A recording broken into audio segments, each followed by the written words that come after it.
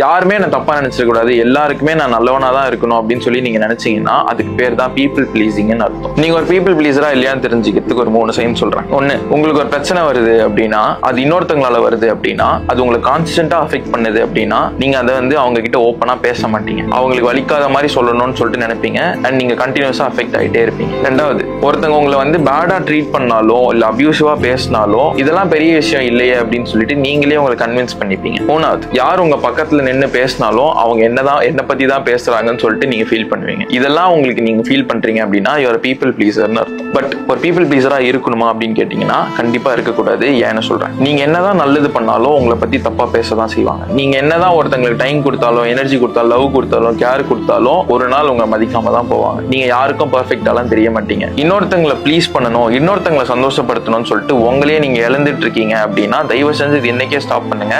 ஏன்னா இதை நீங்க ஸ்டாப் பண்ணீங்கன்னா தான் மற்றவங்க உங்களை ஆக்சுவலா மதிப்பாங்க, எல்லாம் மதிக்க மாட்டாங்க.